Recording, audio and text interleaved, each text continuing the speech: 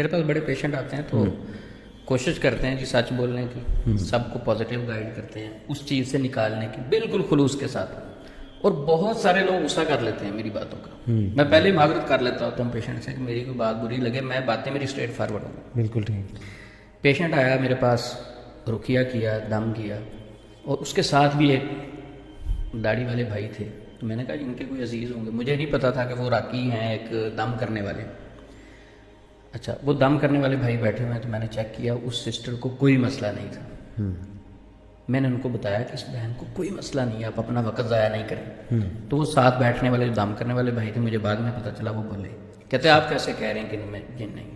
میں نے ابھی رات 20,000 جنات جلائے ہیں اس کے. صحیح.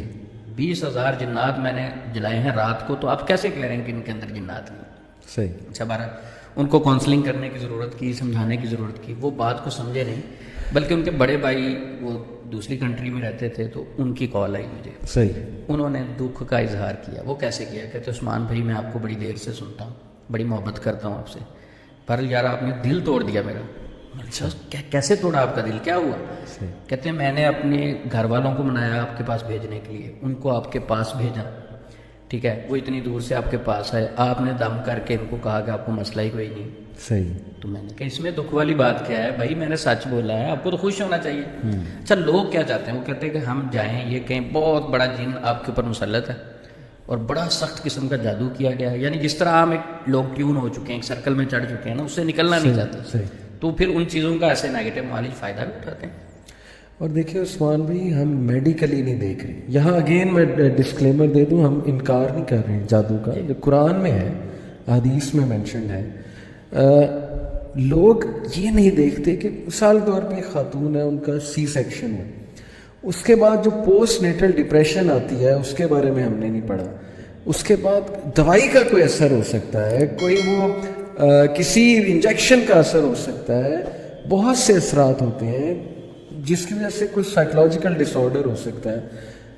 ہم اس طرف ذہن نہیں لڑاتے کہ کوئی میڈیکل ایشو بھی ہو سکتا ہے. وہاں ہم نے پیسے خرچنے نہیں کہ بھائی کوئی MRI کرا لو، پتہ لگ جائے گا. کوئی کیمیکل کی کمی ہو گئی ہے تو وہ کیمیکل جیسے سیروٹونین اور یہ ڈوپامین، یہ کیمیکل ہیں خوشی کے، وہ کم ہو گیا، سائیکیٹرسٹ کو دوائی دے دے گا. ہر چیز کا علاج موجود ہے. تو اس کی ایجوکیشن ہی نہیں، ہمارے لوگوں کو سننا ہی نہیں چاہتے، اس پہ آتے ہی نہیں. اچھا، ایک تو علی بھائی ایجوکیشن ہے نہیں، دوسرا یہ ہے کہ اس ایجوکیشن کو حاصل بھی نہیں کرنا چاہتے.